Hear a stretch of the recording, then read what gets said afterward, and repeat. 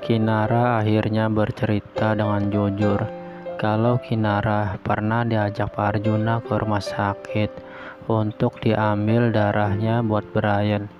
Namun Miranti berkata ke Kinara, kenapa kalau Kinara nggak jujur ke Mama dan Pak Samsul? Dan Kinara pun menjawab kalau kata Pak Arjuna harus dirahasiakan. Dan ketakutan Miranti pun akhirnya terjawab kalau Kinara diajak ke rumah sakit untuk dites DNA darah Kinara. Dan Pak Samsul dan Miranti pun menangis, takut suatu saat nanti Kinara diambil alih hak asuhnya oleh Pak Arjuna.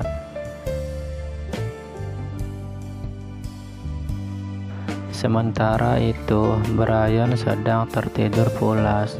Bahkan di dalam mimpinya Brian bertemu dengan Bu Astrid, dan Brian pun teriak memanggil Oma. Dengan penuh kangennya Brian ke Ibu Astrid, dan Brian pun ingin ikut pulang dengan Ibu Astrid karena Brian tidak betah tinggal di rumah Ibu Nilam.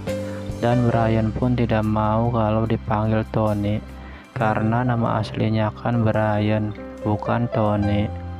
Dan Brian pun peluk ke Ibu Astrid dan berkata kalau Brian kangen Oma, Opa, dan Daddy Jeffrey.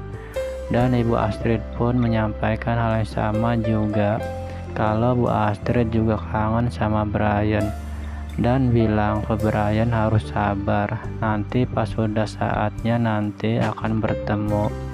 Dan Brian pun tidur mengigo, teriak-teriak memanggil Ibu Astrid di tidurnya kalau Brian pengen pulang dan ikut ke Oma. Dan kontak batin pun terjadi, di mana posisi Ibu Astrid saat ini yang masih koma belum sadarkan diri, hanya meneteskan air mata setelah terselubung teriakan Brian dalam hati Ibu Astrid.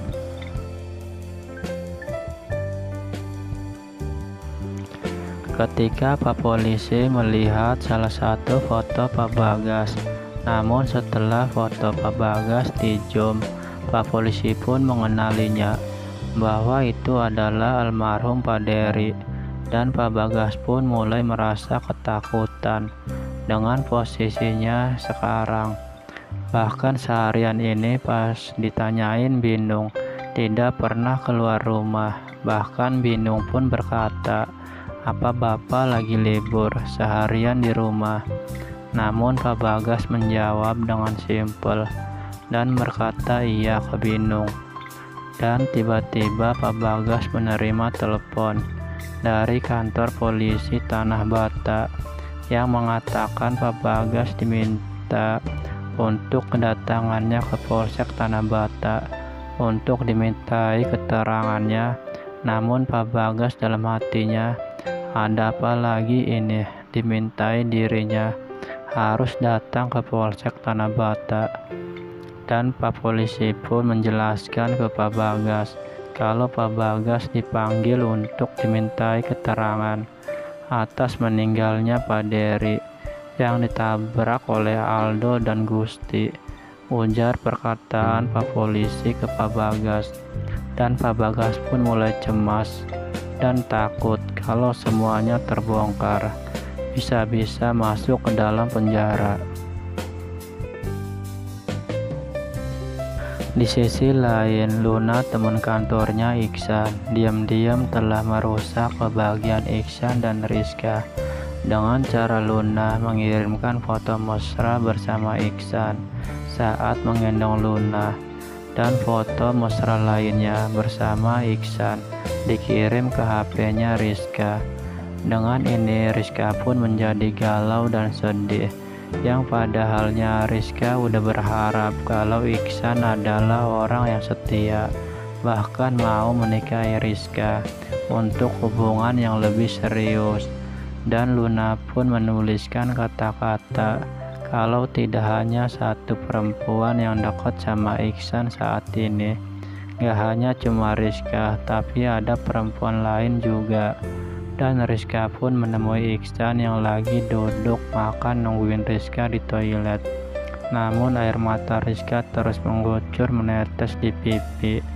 Dengan sangat marahnya sama Iksan, dan Rizka pun bilang ke Iksan kalau Rizka saat ini minta putus, sambil pergi meninggalkan Iksan sendirian.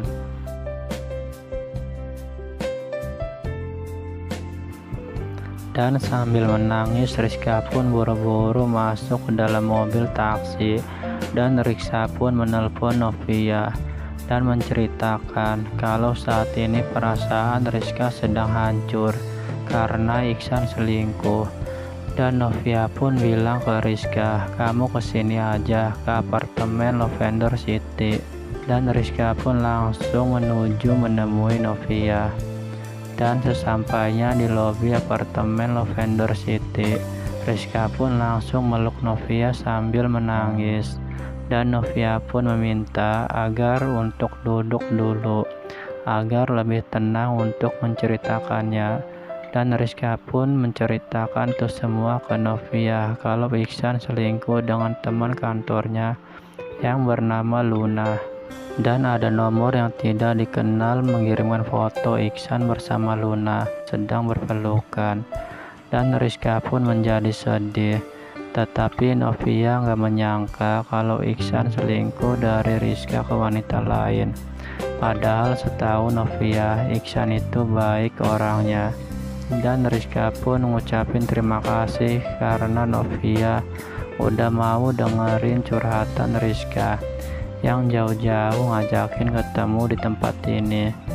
Dan Novia pun menceritakan ke Rizka kalau Novia dan Ibu Hesti udah tinggal di sini karena udah diusir dari rumahnya Jeffrey oleh Pak Arjuna.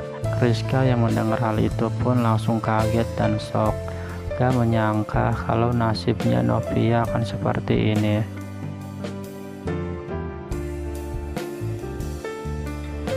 Sementara itu, Pak Arjuna melihat kondisi Jeffrey yang saat ini masih di rumah sakit. Bahkan Jeffrey terus berhalusinasi seperti waktu kecilnya dulu, yang telah merasa bersalah kepada Pak Samsul kalau Jeffrey menabrak, namun Pak Samsul lah yang dipenjara menurut ingatan Pak Arjuna di masa lalunya Jeffrey.